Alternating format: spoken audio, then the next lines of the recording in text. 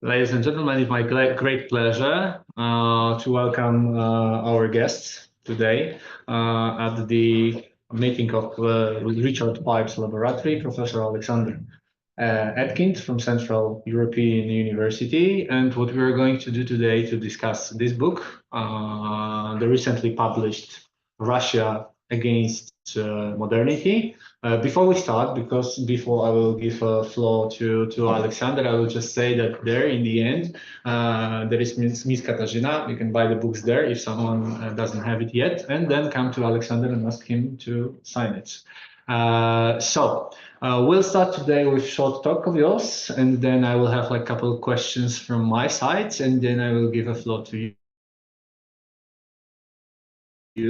So Alexander, the floor is yours. Thank you very much, first of all, for coming to Warsaw. We are really happy to have you here, and we're really happy to have a possibility to discuss this book. So the floor is yours. Well, thank you very much for having me here. That's pleasure and honor.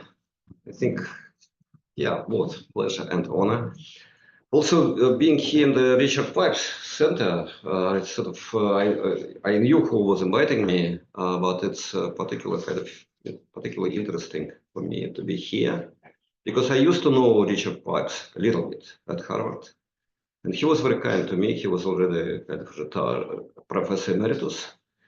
He had an office very high on the top of the Houghton Library. Not in his department, he was already had to resettle, but he was full of life, and he invited me to his home, and we had several kind of deep conversations. And I did read his books earlier, and did read his books after that.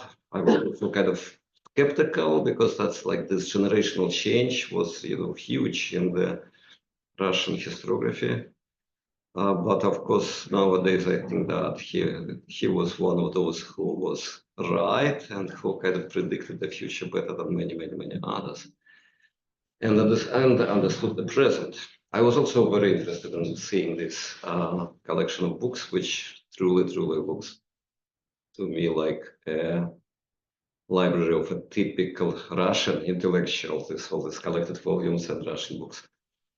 And English. I used to have much smaller library, but of course I left Russia in 2003. That was long ago. Of course, I used to teach in St. Petersburg, but then I taught in several other places, in Cambridge, and then in the European University Institute in Florence. And 3 years ago, I moved to Vienna, to the Central European University. That was just a coincidence that was the year 2022, and I had a sabbatical basically between these two jobs, and the war started as unexpectedly to me as it was for everyone else. And I had a sabbatical, whatever I had. I was at the University of Constance for several months, and had an entirely different school project, but like probably many of my compatriots and some of you, that was kind of shock, and it sort of occupied all my attention. I was just reading it and news, days and nights, and trying to sort of understand what's going on, and thinking about that all the way. And I just felt that I have, if I'm thinking about it all the time, it's better to drop everything else and just to start writing about that. That would be kind of, at least on a personal level, that would be a solution. And I wrote this book, several months. By the summer, it was ready. Also, I talked to my friend at the Policy Press, who published several books of mine before that, including Internal Colonization, a Russian empirical experience, that was also published by Polity. And John Thompson is his name. He's an academic, a former professor of sociology at Cambridge. And he said, sure, we will publish it. We will also publish it quickly. You need to write it fast, and then we will publish it quickly. Because, this war, it's going on now, it will be over before before people will read it, so you need to hurry, to hurry up. And I did it, and they published it more or less quickly. I mean, it still took a long time actually, but it was published, I think, by 22 or maybe early 23. And it is it basically, I start here the introduction that it is a wartime book.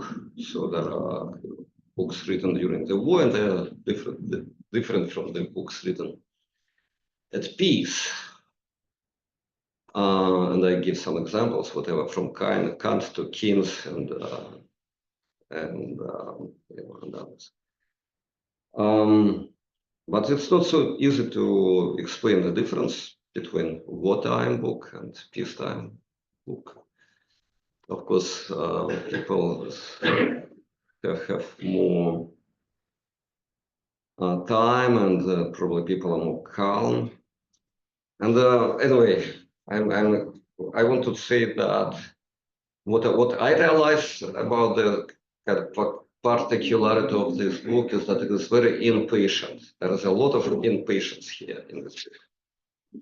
It's a lot. What is it about impatience? It's like a sort of expectation that the time will go quickly and the war will be over and things will settle. I realized that there would be no return to business as usual. That was entirely impossible. But still, I also expected that when you, the readers, will read this book, the war would be over. So the whole book is written in the past tense, like the historical past. So you're reading about something that had happened. It's all in the past.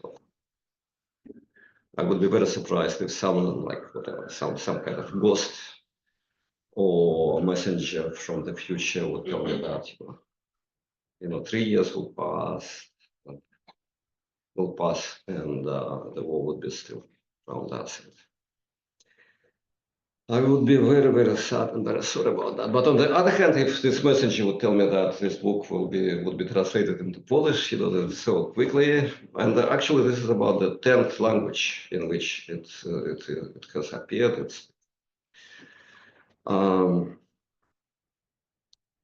It will also appear very soon in German and in Italian, and I'm particularly proud of it. It will be translated. It is already been translated, but it will be published in Ukrainian pretty soon.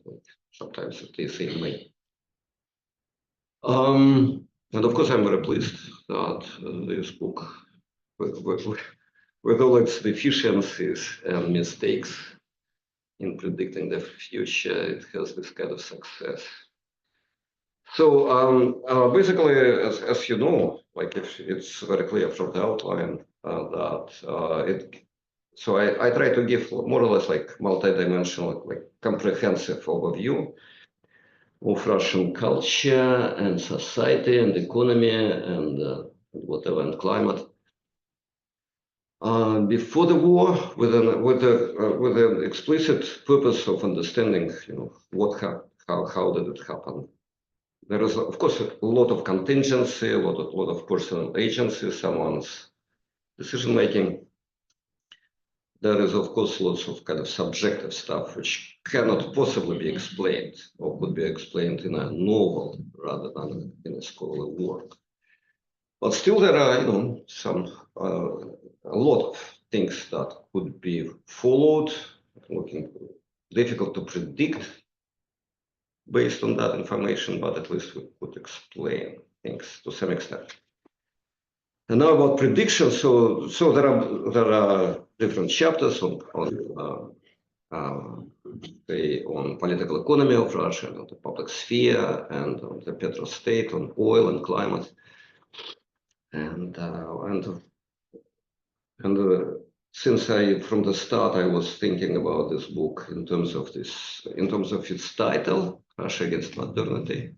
Of course, I had to explain what is modernity nowadays, our modernity.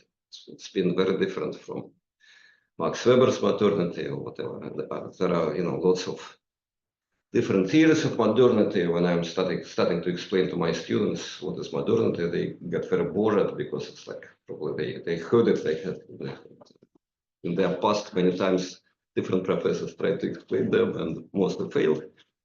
But the idea is that our modernity is very different, and we need to explain like what is our modernity, what is the new modernity, and Russia is against the new version and US version. So there is probably it's already sort of philosophy here as well. But the last chapter, so there is a chapter on public sphere, the chapter about war. But of course, since it was written at the very start of the war, basically the empirical base for it was very limited. But the empirical base was from Putin's speech, in which he declared the war till the genocide in Bucha, and basically the manuscript was done. But the last chapter is the most speculative. It's about the future. And I predict the kind of collapse of Russia. I say that Russia will not survive this war that it started. I compare this collapse to the collapse of the Austro-Hungarian Empire in 1990. The empire that started the First World War did collapse then, would collapse again. That's the Russian Federation, would disintegrate into its constituent parts. Yeah, the 3 years have passed, so the war is not over. And the Russian Federation is still there, has not collapsed. But I insist on my prediction. I never specified the date when it will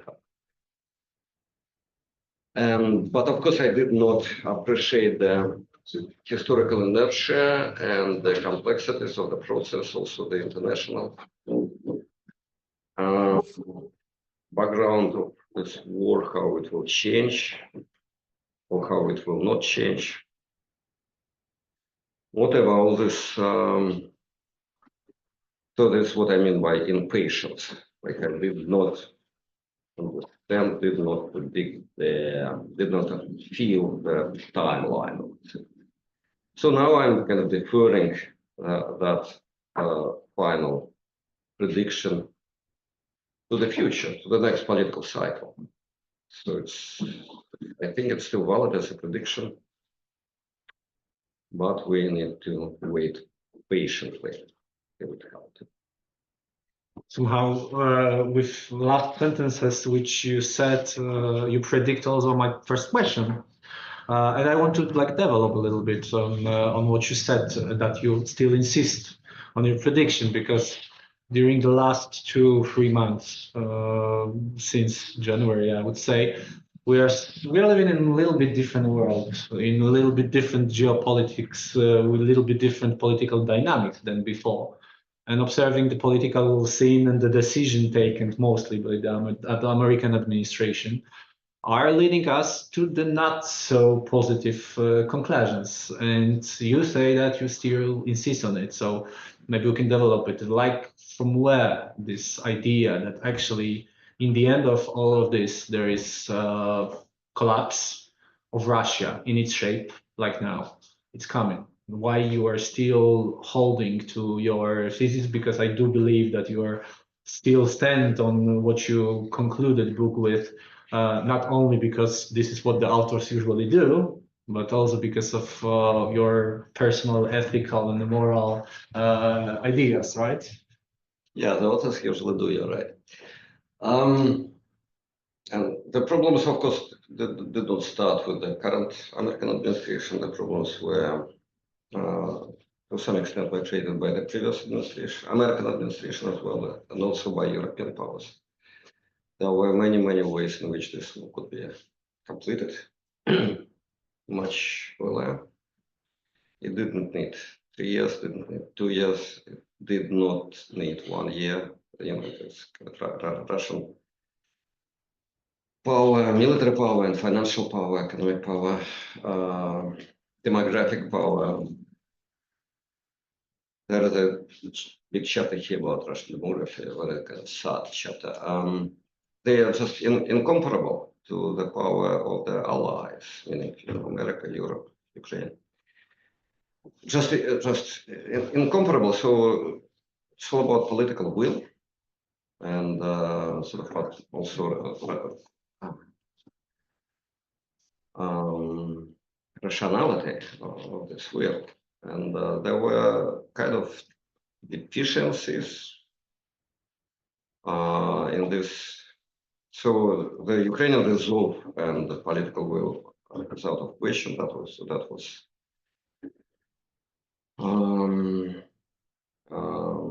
very strong and enviable all the way until now. But the weakness of the United States, the weakness of the European Union, the weakness of all that we call the international community. I didn't predict that. I didn't expect that. The first months of the war, there were all kind of, all the sanctions were declared. They actually started working. They had to be kind of reinforced. They had to be followed. They had to practice sanctions, price cap on oil, many other hugely important details of this international regulations. That, in fact, we know now that they have not been observed, have not been practiced, or were practiced with much delay. And looking backward, this is the explanation why the war is still going on, and all the people, roughly speaking, 1,000 human lives is lost every single day on both sides, and it continues. And yes, of course, starting this war, launching this war was, a full responsibility of the Russian authorities. But inability to finish this war by inability to help Ukraine win decisively is already a responsibility of everyone else but Russia. Yeah, and I didn't know that. I didn't say that. I couldn't say that.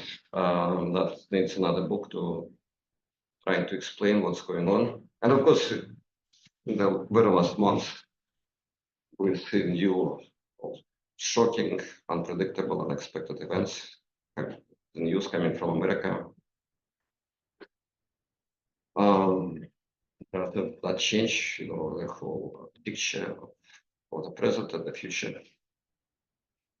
How much it will change, for how long this news will be coming in this kind of accelerating way. I think I'm still more optimistic than others. I think that this time America will not survive.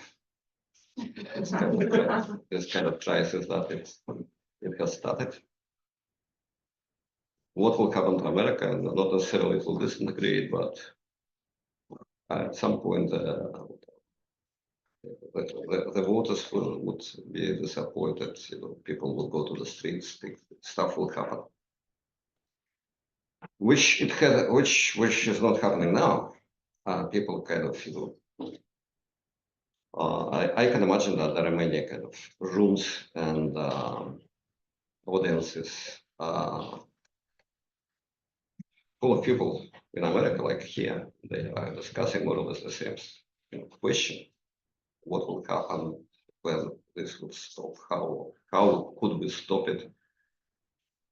How could we reverse it? Is there any way to come back to business as usual? Is there any rationality in what's going on? And and what are the possible solutions? People are discussing, debating, online, offline.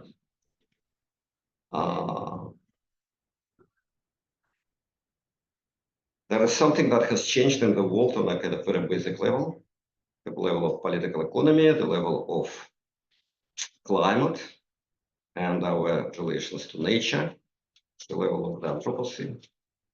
Things have changed, and this political system silly and awkward as it is trying to respond it in a kind of different ways. Bruno Latour, whom I kind of follow here and elsewhere, the French philosopher, he preferred he used the word modernity a lot, but in a different way than I use. But he didn't like the word crisis. He preferred, particularly in his late works, he preferred the concept of convulsions. Convulsions of the old order, something like that, of ancien regime. And why convulsions are different from the crisis? Because convulsions are repetitive. Convulsions are plural. They repeat. They're unpredictable. They're dramatic. Epilepsy, whatever. Convulsions. There are many of them. They repeat. Crisis is something that, right, here is the crisis. We need to survive it, or we need to resolve it, and things will be fine. While convulsions, they probably would repeat in the same form, a different form. We'll see that. We'll go back to the climate change and the crisis or convulsions, like you said, related to that, because it's the topic which is much more beyond the stop modernism of Russia. It's like global problems with many different states involved in the similar way of doing politics. But let me start the second question with the citation of it from your book, and then I will get to the question itself.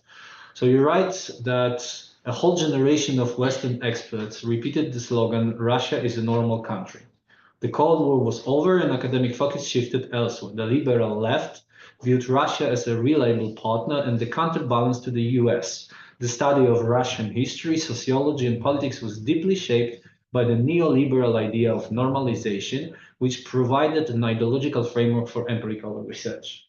And as far as right after the beginning of the war, the moment when you were writing the book, it seemed that actually most of the Western world, at least the Western world, which we can call the reasonable one, has abandoned this way of normalization of Russia, like you call it.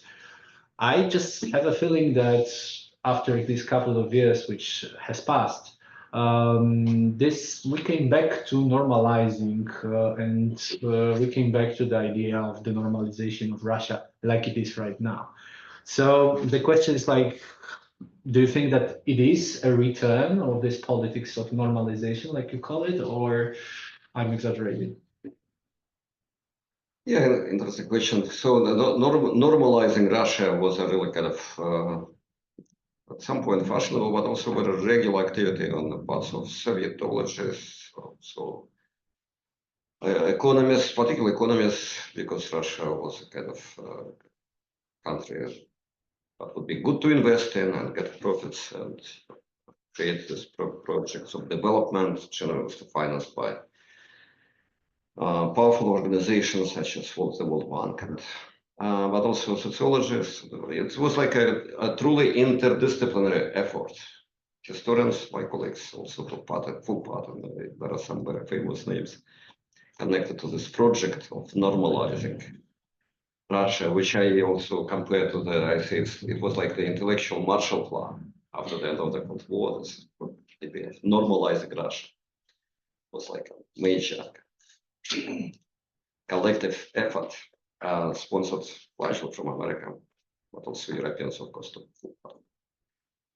Seeing Russia, yes, as a normal country, a place, so the Cold War was ended. The Soviet Union disintegrated, and now we are back to business with Russia, intellectual business, economic transactions. And also rejecting all those ideas that saw Russia as unusual, as particularly kind of authoritarian or dictatorial or whatever, more imperial than some other great empires. Say Richard Pipes was one of the targets of this criticism in history, because it's the very idea that Russia was a normal country, an empire like any other empire, this socialist dream was implemented in Russia, whatever, maybe prematurely, but it's all normal. Yeah, and I think that many people, I sort of give some names and some citations in this section of the book. Those were people who actually took a practical part in writing the new economic legislation in the 1990s for the Russian Federation, and bringing investments to Russia. Someone, were got under trial by the American courts for taking too active part in all these efforts. But indeed, this big narrative of Russia as a normal country was just destroyed in one night 3 years ago. Normal countries do not do these things.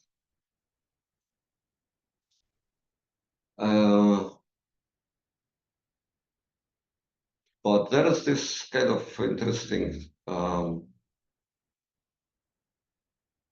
coming back to your question and to the thinking about the current weeks or days, basically, in which, say, the American administration wants to return to business as usual with Russia, and there are no kind of complexities, no anxieties that we feel, like we say, no, there cannot possibly be, this return could not possibly happen after this.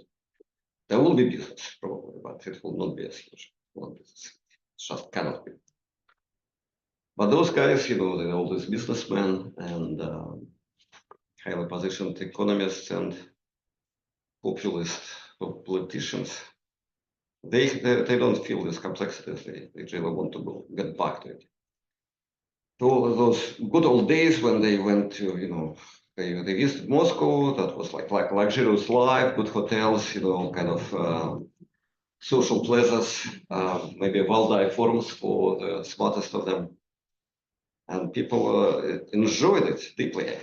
And they imagine, and they know nothing but this side of Russian life. Yes, so going back to business as usual, as to the pre-existing condition is exactly what it means normalizing Russia. Of course, normalizing Russia after this war would take an even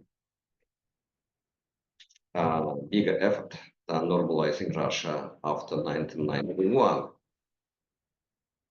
Because I'm sure you would agree with me now here that the contemporary Russia under Putin is much less a normal country than the Soviet Union under Brezhnev, the late Soviet Union was. It was much less understandable, much less normal than it was under Brezhnev. Understandable from within or from the outside? No, for us.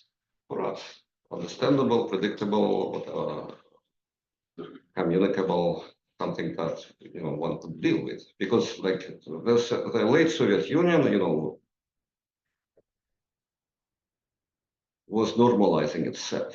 Destalinization was a process of normalization. It was objectively so. It took decades to normalize life. That project was not completed, obviously.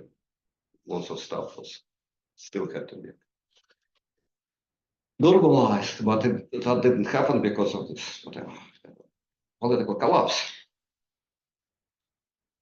And probably in some foreseeable future, the contemporary Russia or whatever will remain of Russia, because something will remain.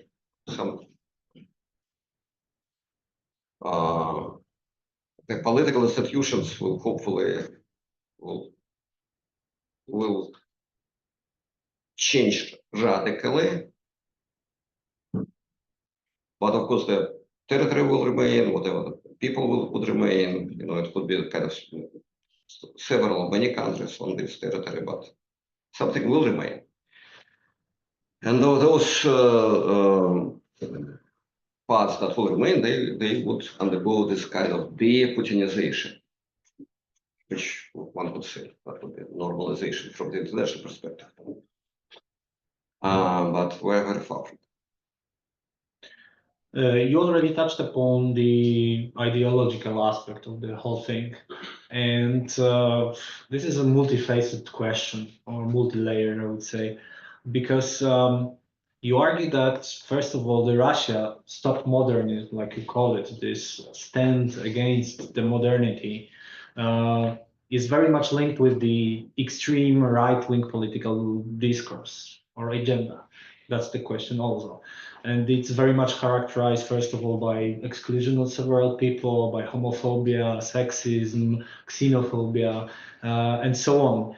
And when I was reading your book and when I was thinking about it, so the first questions which came to my mind, and I would like you to elaborate on it, how those elements are intertwined and how you consider them. Should we view them as some kind of coherent ideology of Putinism, which is also related with some kind of imperial conservatism, or is it just the practical tool of doing politics? It's the real politic which works both internally, but on the other hand, it's very much something which some external outsiders see as a very tempting perception of what can happen with the West. So how do you see it?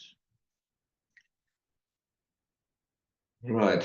So I coined this concept, which I found funny, stop modernism. It's like I just like postmodernism, but it's like an anagram, like just few letters shifting, and we get this stop modernism, which is the same thing as trying to stop or reverse our new green modernity, which I'm trying to describe in this book. So my point is that it's all different manifestations of this, say, stop modernism. There are economical manifestations, climate connected, gender connected, political manifestations, cultural manifestations, religious, but they are all rooted in this, in one deep underlying cause or reason, and that's probably the most original idea, which is the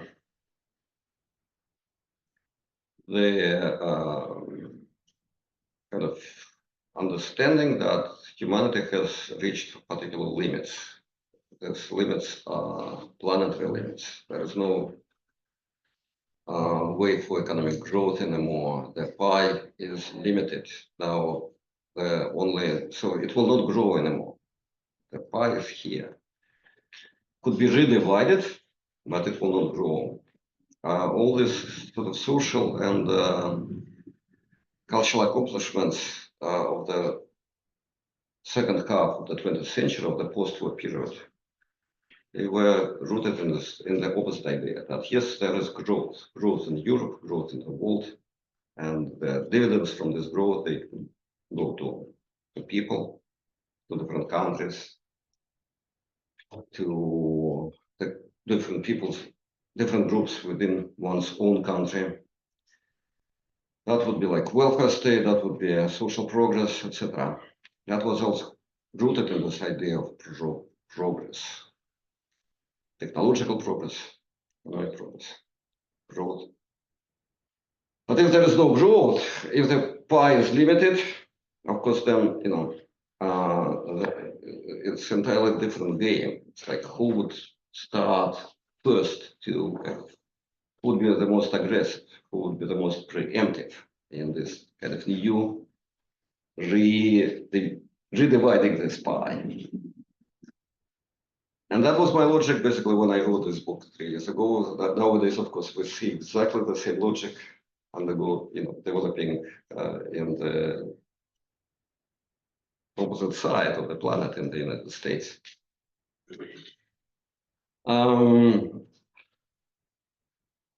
So I mean, I hope that someone will actually write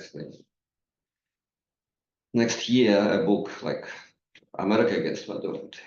You know, that would be like, but it would not be me. But I see very clearly how it would work and develop. I hope on the other side that, you know, say Europe Against Modernity, such book will never be written because Europe is kind of still remaining on the right side of history. This is what I hope for. I think I kind of went a little bit far from your from your original question. Right?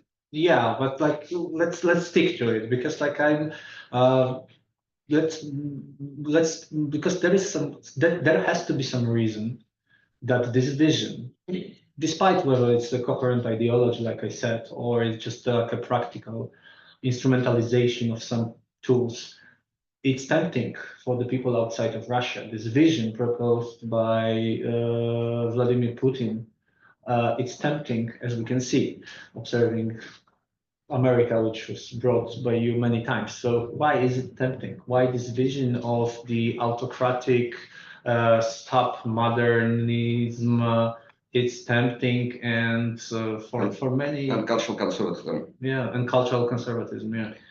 Yeah, because Russia in this particular movement, Russia is exemplary. Russia, you know, was leading this movement. One would call it in different ways, but basically the best way and the most common way to call this particular movement is just say this is the far right.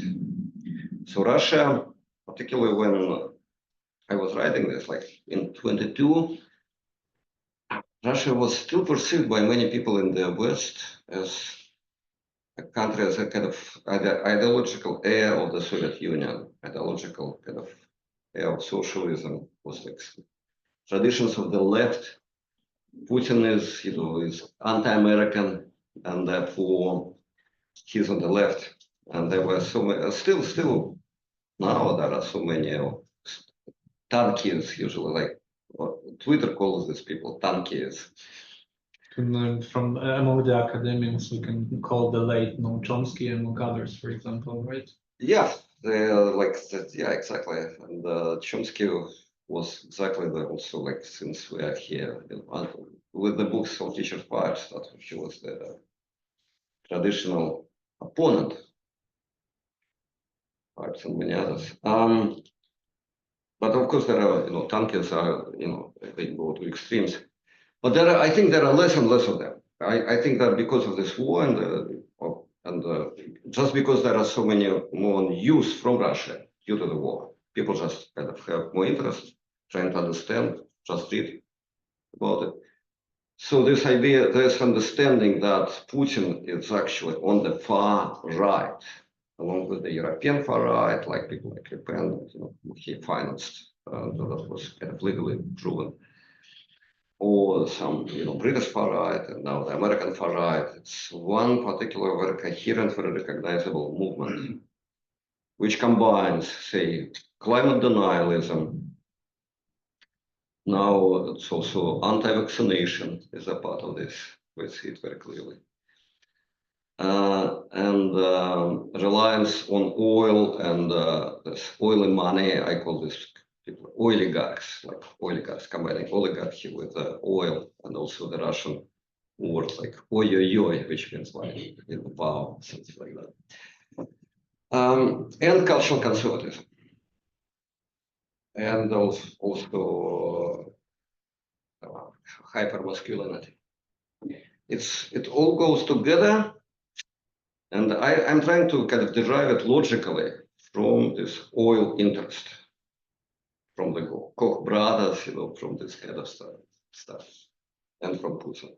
So Putin and Sechenov. So that one could obviously argue that there is no such logical consistency, like from the petrostate to this kind of to different various manifestations of the far right movements in different parts of the planet, not necessarily in the petrostate. But I think this kind of constellation is there, and it's a very logical, coherent constellation.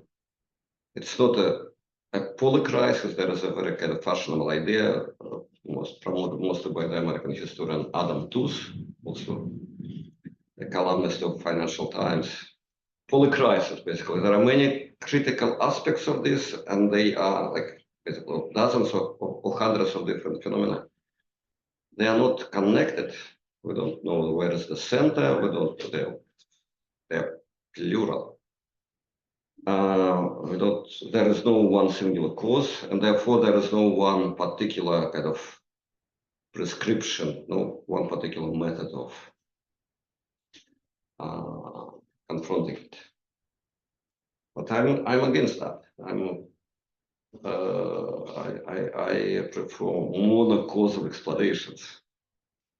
I think that this is actually our duty of like scholars, basically, to comparing and contrasting different explanations and trying to find the most convincing and the most coherent ones, because only monocausal explanations give some power or confronting this change in reality.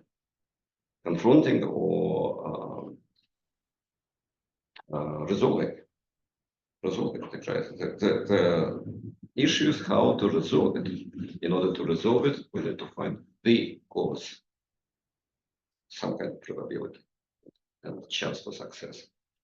There's a capital letter in the cost probably, but I have to ask now, like, what is the cost then, in your opinion, in your estimation? No, the cause is once again is that is the planetary limits. The growth of humanity. Demographic growth. There are so many of us now. Demographically, it's about to stop. We know it. Economic growth is about to stop. Energy is limited. It's all about the air, our atmosphere.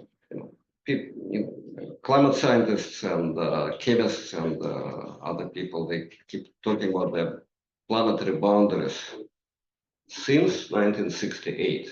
That's actually a very symbolic coincidence that the Club of Rome was created exactly in 1968, the year of the student revolutions and basically student revolution that didn't happen. But it was long ago, like more than 50 years. Since we just know very well, what was the cause of this? What is the cause of it? People still, extracting these barrels of oil and burning them, and just the difference is that during the last few years, we actually feel the effects ourselves. We have heat waves, floods. There was a major flood in Vienna, for instance, recently, which I saw my point. But everyone has it, whatever. There is no snow in the ski resorts. There are hurricanes or forest fires in California. People just have it. It doesn't belong to experts anymore. We just have it, everybody. But experts, of course, are the only people who could explain to us what's going on. But explaining is not enough, because a proper response amounts to a major change, transformation, revolution. Basically, we are undergoing a transformation which is equal to whatever to the French Revolution or maybe to the Russian Revolution. And there are huge forces of resistance. Those people and institutions that are profiting from oil. And here we are coming back to this. Russia against modernity.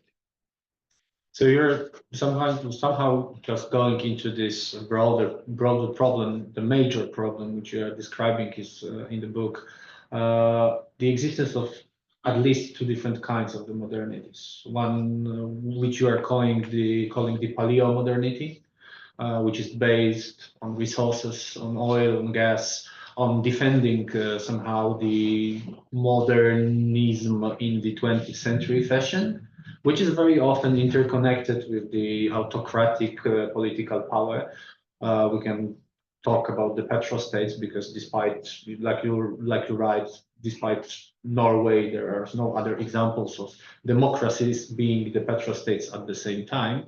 And on the other hand, we got this Gaia modernity. So this idea that in this moment of the history, we have to stand with some kind of reflective, interdependent model of progress and nature, that we have to think about the progress differently and involve nature more in this issue. And what was like really interesting for me in reading this book, and I'm not entirely sure whether I found an answer in what she wrote, it's what exactly is the reason that actually this paleo modernity, it's still so valid stance, even if we feel these heat waves, even if we see the floods, hurricanes, and so on.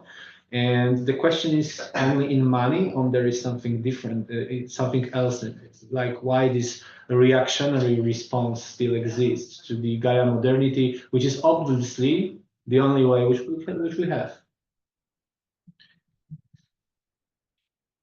Money is a big thing, you know. Definitely, but the only one. And big money is even bigger things. I think that's a major part of the story, the resistance of those very, very powerful forces, which are either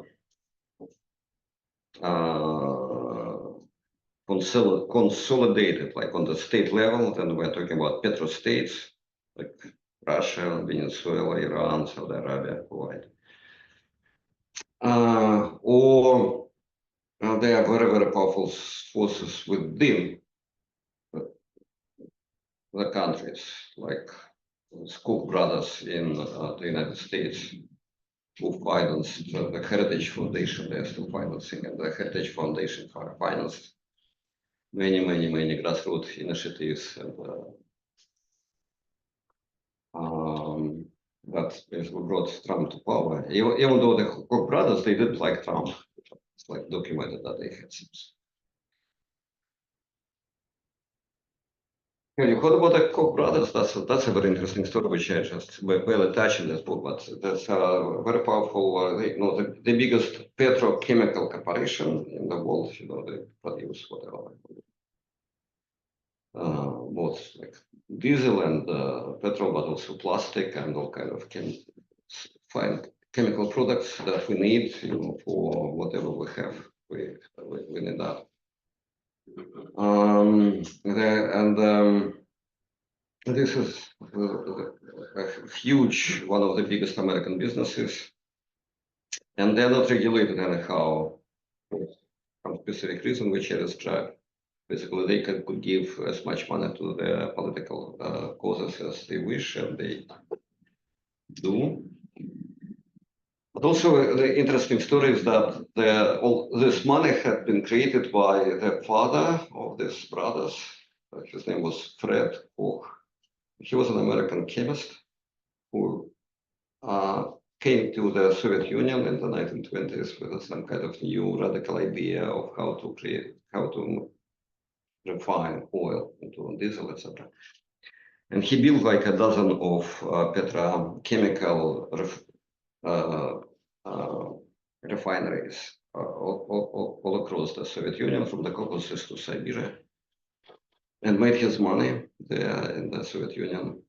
But then he found out suddenly, it was already the late 20s, early 30s, that his close associates, the Azeri, whatever, some other people, they just vanished. They were arrested, and they vanished, and he was trying to save them. Nobody talked to him because also his patents, his kind of secrets of trade were already, the Soviets had them. He was, very well positioned, but still, So because of this direct experience of Stalinism, of confronting terror, he switched his ideology from this far left to far right. He became an avid anti-communist, and he moved actually from the Soviet Union to Nazi Germany. Like 1933, he was building these refineries for Hitler. But then America was still neutral, so he could do that, for 12 years. Then he brought his money back to the United States, and that's the origins of this, the Koch brothers money, the Heritage Foundation, Quincy Institute, all this, the far right, super conservative institutions that basically finance and prepared Trumpism. Not necessarily Trump personally, because Trump it's a random thing, but Trumpism as a consistent movement. So that's where the causes are, in your estimation. No, I mean, this is still a kind of historical accident. I mean, on the level of personality, it's very interesting to see how things happen, but they could have happened in many other ways. But of course, what is the cause is that these people, like either it is Putin or this Koch, there's one now. One of the brothers died, so there's just another one. Whatever. Or Trump, who is also financed by this money. But we could talk about, say, Musk. That's probably a different story, though connected. But these people, they feel they are like the French or possibly Polish aristocrats of the sort of old regime. They feel the events coming. They feel this culture, very sophisticated people with lots of experience. They felt this forthcoming events better than many others, than the military, whatever, generals or whatever, or помещики, the states owners. So, but the more sophisticated they were, they're more scared of the future they were, and they're more they were invested in confronting this future, resisting this future. And we're now talking about, the social inequality, which is higher than the inequality that preceded the French Revolution. You can't compare Elon Musk to say Colbert. Elon Musk, there's a more monopolization of power and capital among these people. We need to explain how it happened. Probably we could explain how it happened, but there is no surprise that those people who have this monopoly, they resist, they fight against changes that will deprive them of this power. Before I will give the floor to the audience, I have to ask the last question. But before I will ask this question, I will start with the situation which happened a couple of days ago.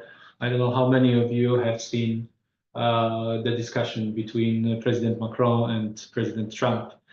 And that was one very interesting moment during this discussion, because Trump said that actually Europe will take back the loans which they gave to the Ukraine, which is obviously on the level of the politics, the lie.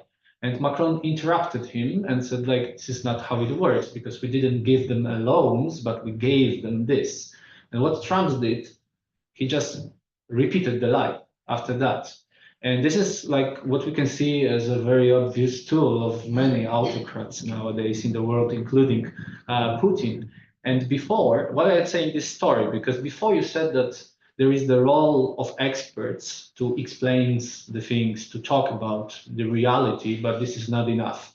And obviously the meta-narrative in your book is that actually we, as the people working in the academia, we have to go beyond the notion that the science is just to objectively describe the things, but we have to stand on some positions, and we have to be more responsible for what is happening. So, but it seems, because of the very populist tools used, it's a very difficult way to do that. So maybe you have some ideas, some receipts how it can be proceed. What we as experts, as the people who see like the need for change can do. Well, it's so difficult to say anything kind of coherent about this, but of course, like if Macron could not convince Trump that that was a lie, of course, no expert could. Yeah. Because. But I'm asking more not about like convincing Trump that he's lying, but more like convincing people that maybe it's not the best idea to listen to people who lie. Yeah, so fighting disinformation, I mean, the scientific concept for all this is disinformation and misinformation. We actually will run, so I'm directing a research center on politics of the Anthropocene. It's called in the Central European University. We have a website and you can easily find what we're doing. And just in a week from now, we'll run a workshop on climate disinformation. And there will be people who will be discussing these cases of climate disinformation, basically revealing this disinformation. But you're asking like what to do with that, and that's of course very sad because in order to be listened to, one has to have power. And of course, in your example, that's a brilliant example because here we have man in power who knows exactly. He does know what kind of money did he give us. Was it loans or was it grants? He signed those orders and discussed, of course, that many times, but Trump doesn't care, and he is just repeating his lie, and people are listening to him because he has more power. And what experts can do, I guess that we basically, I mean, there are several answers. Like one answer is just escape. Like we can do nothing. Let's just do what we used to do. Just do our work. All of us are narrow specialists in something very special. We're very narrow and very special. It's like a way to escape this responsibility, which I kind of respect that as well. Another way is to keep doing the same thing, but believing that it has some kind of value and some power. That indeed we educate people, like there are whatever 20 people in my class, but gradually they start thinking the same way as I would. I would convince them I have this power within the class, and this power should be used productively for a good cause. Or I have power over whatever 1,000 readers of good books, so I try to convince people in different ways. That has some value. It's like we cannot measure this power or this value, but probably there is some kind of value. But basically, this is all that we can do. We could also do some kind of political activism, and some people are very successful with that. About that, some people are less successful. Of course, when people get into power, they are getting into that very sort of, it's like radiation of money and power and all those political concerns that are all rooted in the old order in business as usual. So I'm sure you've seen it many times. I've seen it many times. How when a decent man comes to power, it changes or she changes ways. One could call it normalization, like from activism to business as usual. But that should be resisted and revealed. I asked you on the level of the possible activities, but clearly in the book you mentioned it by name. the whole concept, Chantal Mousse concept of agony, it's also present. And I found it a little bit confusing because the world which you are describing is very much antagonistic. And if we will follow this way of philosophical thinking about the way of how the politics is constructed, there has to be a space for the agony, so the space where we will accepting our differences and our antagonisms. Where it is, because I don't really see it. I see the antagonism, two different struggling visions of the future, and I don't really see the place where those two antagonistic visions can meet their agonistic place to discuss. Where is it in your estimation? At war. They meet at war. I mean, that's the reality of the current moment, or the moment when I was writing it.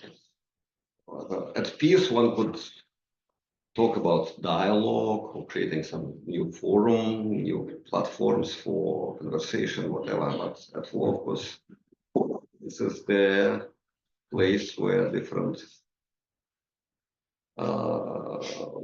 sides of the major controversy, major contradiction of the time, they meet in the battlefield. That's tragic. I mean, nobody likes it, but it's what has happened.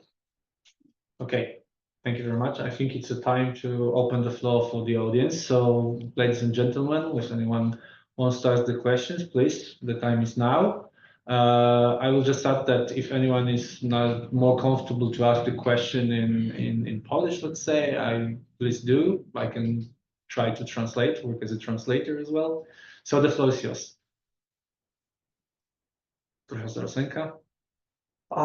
You devoted significant part of your very interesting book, I mean the recent one, to inequalities, economic inequalities, and the way how they plague the Russian political culture, Russian living standard. But I guess what we're observing now is a significant change, because Russia is changing from oil-dependent economy to war-dependent economy. I mean, there is some kind of mass transfer of wealth from upper strata to lower strata, because Kremlin needs to buy manpower to the front, and it prefers to pay volunteers than to announce general draft, for obvious reason, because Putin is afraid of his public support about his polls numbers. So he pays people, and there are billions of that's what I read, billions of dollars transferred to easternmost part of Russia, to people from the most low strata that are currently at the front. So there is kind of great level there. Those lower strata that all of a sudden got enriched through the war. How do you think it could impact the future of Russia? Could it become something detrimental or positive? Could it be a new modernizing force or some kind of proto-fascist force? It was kind of question in disguise, a comment in disguise of question, but I'm curious about your opinion. Yeah, you're right about this kind of new stage, new mechanism of how Russian economy is working now, like wartime economy. There is more money coming from this, more petrodollars. They are petrodollars, and they are convertible still, and they are coming to either to the men who serve in the army as salaries, or to the widows if they do not survive. And there are two issues here, of course. As long as this money is convertible, so there should be some limit to that. And now all this still, sales of oil is the biggest part of the Russian budget, Russian income. And now this oil doesn't go to Germany and Europe, it goes to China and India. But of course, still it goes mostly through the Baltic. Europe had and has power to stop this trade anytime. And what would it mean to stop this oil trade? Say, imagine it would stop tomorrow. It would take just like 2 or 3 corvettes, could be Swedish or Danish, whatever vessels that would block the Baltic trade of these tankers, gray tankers or big tankers that transport Russian oil. So that means that would mean that either ruble would stop being convertible. So of course the Russian government would keep paying to the soldiers. But it would stop being convertible, and therefore those goods that the soldiers want to buy, such as whatever, Chinese cars, or maybe refrigerators, or whatever they buy there. It's mostly Chinese goods, so also some Indian goods. Because those export and import countries, they are now very limited. So if ruble is not convertible, so the salaries would lose any meaning. It would be like the situation of the late Soviet economy, when people pretended to be working, as they said, and the state, the government pretended to be paying. Basically, at war, that people would just stop going to war. Or another solution, of course, is exactly what you said. That would be to announce to declare the general draft and to bring people by force. In any case, that would evoke massive protests, and the system probably will not survive, will not stand up. So this is what will happen. But going more specifically to your question, like imagine these guys, yes, they did get money, that they never saw their, say, widows could buy a new refrigerator. But then these guys, like after 1 or 2 years at this particular kind of war, the survivors would be returning to their where to return. In the Imperial Russia, by the way, the soldiers that fought in the army or fought in the wars, they never returned to their initial villages. They got plots of land. They weren't serfs anymore. They got personal freedom and plots of land, and they lived basically separately in particular settlements. Because that would be just dangerous to mix them. They have these military skills and new kind of ambitions. Nowadays, of course, they would return to those places where they would just concentrate on the Russian capitals. That would be entirely kind of new kind of criminality. If they create a political party that would be definitely by far fascist party, no doubt about that. That's hugely dangerous situation. It's not only the provinces. So I have just one piece of someone else's personal experience that I want to share with you. A friend of mine from Vienna, a young woman. She went to Moscow for Christmas vacations recently, and then she returned, and I asked, like, how is life in Moscow? And she said that everything is fine. Restaurants work, like theaters work. But she said, there are no men around. There are fancy women, no men. That's in Moscow. Please go ahead. Let's get the question. Professor Stala, bardzo proszę. That's also because not because they are drafted, but because many of them fled. I would like to Yeah, follow please. on this topic. male asymmetries, you have devoted a special chapter to it. And what demography is the social science with the greatest capacity for predictions, because if you are not born today, you are not 20 years old 20 years from now. So there is certain determinism in the demography that you present. But don't you think that the most successful demographic policy of Putin was the annexation of Crimea? You take territory with people. The only moment when the population of Russia suddenly grew up was thanks to the annexation. So there is a logic to that. Okay, now we have several hundred male losses in war. I agree, yes. But in general, if we subtract the out-migration, right, and the war losses, but still, they get a couple of million people. If we add, the eastern part of Ukraine under occupation, still the demographic balance is positive of this policy. What do you think about it? Well, that's probably true about the Crimea, because that was, relatively bloodless event, and there was sort of population, of course, with the same demographic distortions that were characteristic for the Russian Federation.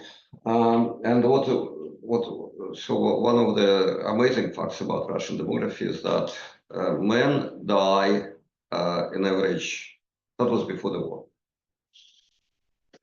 before even 2014, men die like 12 years earlier than women, in average.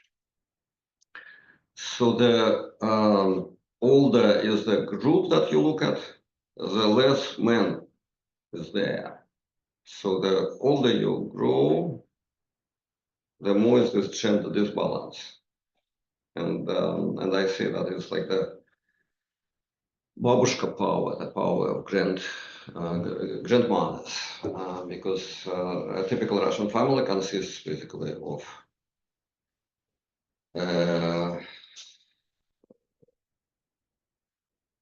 woman, mid-aged woman who is the head of the family, but she was working and takes care of the family, and children, like not more than 2 children usually, and the grandmother, because the father is possibly alive but away, because also the divorce rate is one of the highest in the world in Russia, and the grandfather, of course, is dead because of this difference in mortality between men and women. So in the Crimea, that was more or less the same. So the Crimea, of course, that's some kind of population was added to the Russian demography, but it didn't change. Now with the war, of course, there are exclusively men who are killed. More than in Ukraine, also because in Ukraine there are women who are serving in the army. And in Russia, they do not. Well, when Russians are migrating, they are migrating together, like the families. Like that would be like a typical case or desired case that the whole family would migrate. While in Ukraine, that was usually women with children migrating. Men cannot migrate; they should serve in the army. So the war, of course, is changing this demographic picture or pictures in both countries in different ways. But whatever happens, the war is just also the COVID. Universally, it was killing more men than women, and then Russia COVID was, heroes. So these are combined pressures against men in Russia, which kind of create a very kind of particular kind of society, particularly for the older people. And of course, these are the people who vote, who actually vote, who play the democratic game, whether it is imitated game, or they do vote. To some extent, of course, they do vote. This was a question. We still have a couple of minutes.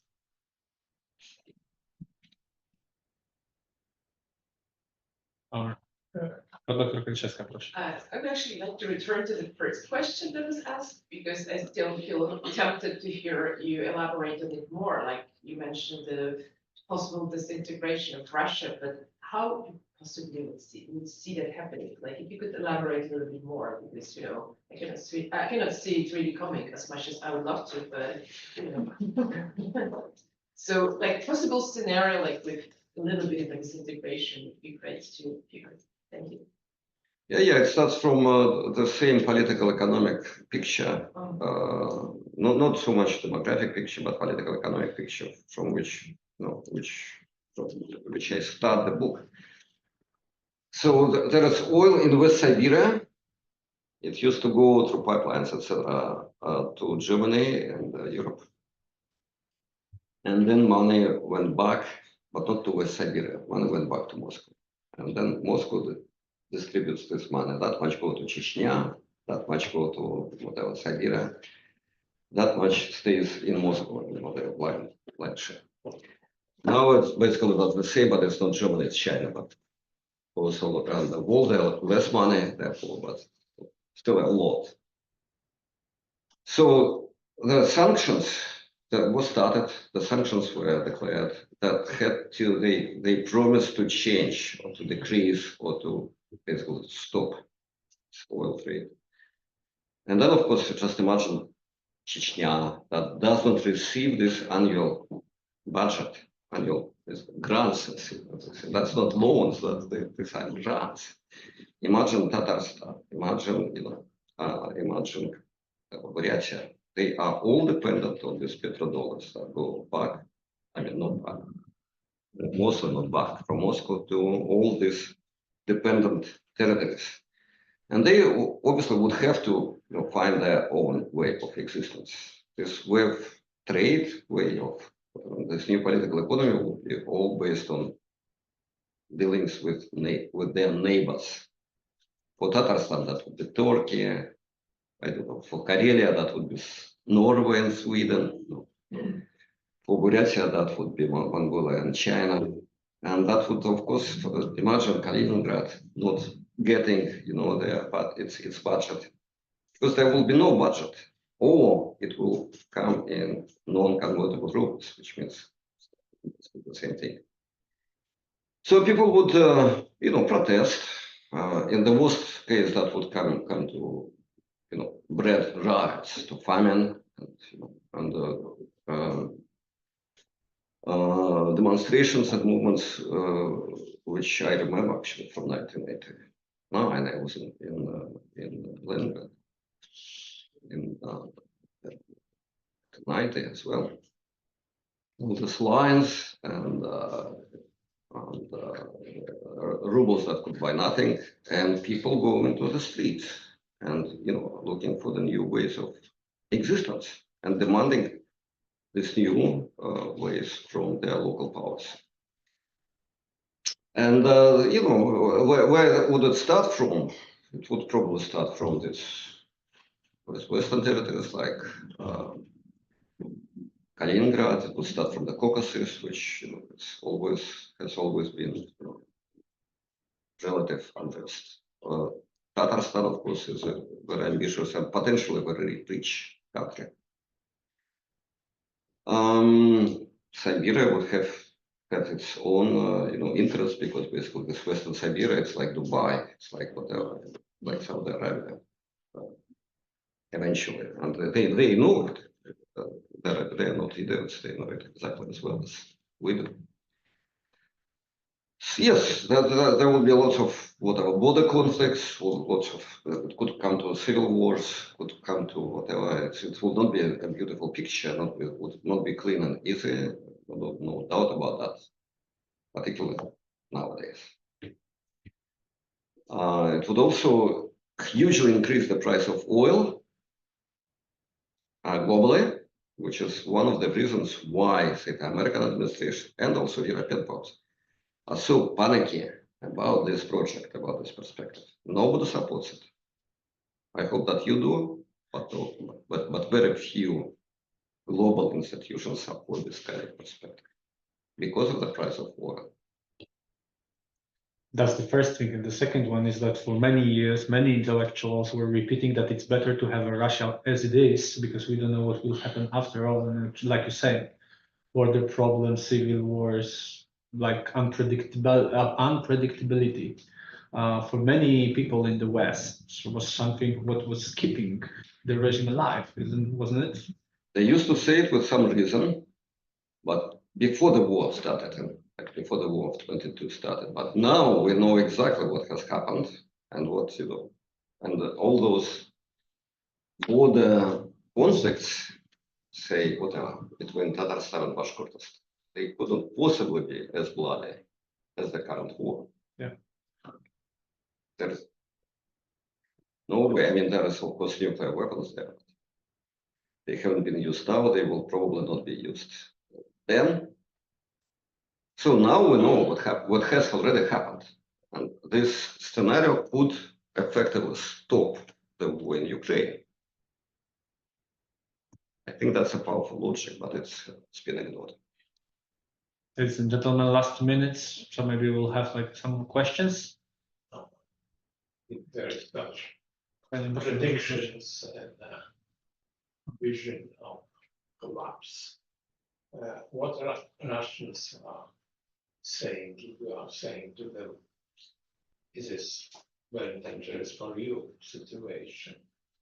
They probably say that after the Second World War, we were in this also a very tragic situation, and nevertheless we survived. But this is such a belief, I think, in many circles of Russian society that still believe that it is possible to survive, to rebuild. This is how much, it's, of course, it's naive or not today, but it is existing.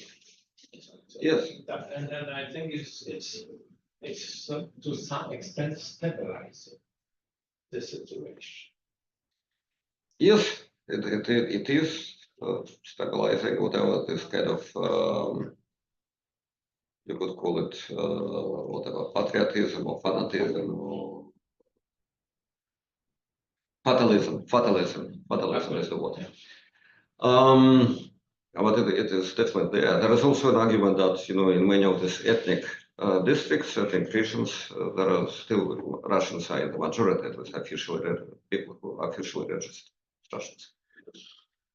They're in the majority, but it's like the same argument as saying that Ukraine, there are so many Russian speaking Ukrainians. So what do they want there? Why do they fight Russians? Because they fight for political reasons, not because of language, not because of ethnicity, but because of politics.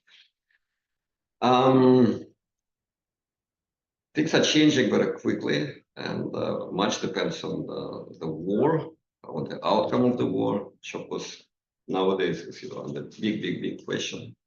What will happen on the responses of the international community, or on all these fears and anxieties very far from Russia, in Washington, in Brussels.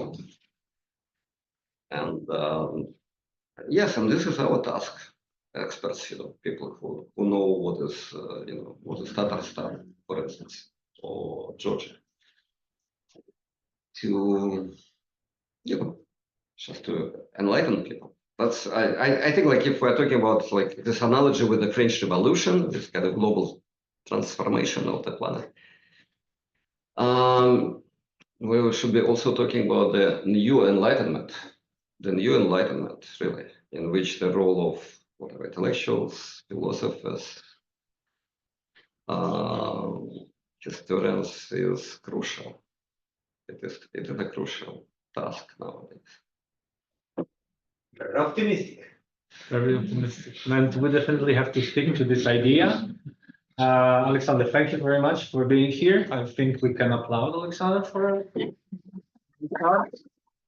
you very much, ladies and gentlemen, for being here. Actually, I can invite you for the next meetings of the Richard Pipes Laboratory in here or online. And thank you once again. Once again, I will remind you in the back there is Miss Katarzyna and you can buy books. Thank you once again. Thank you. Thank you.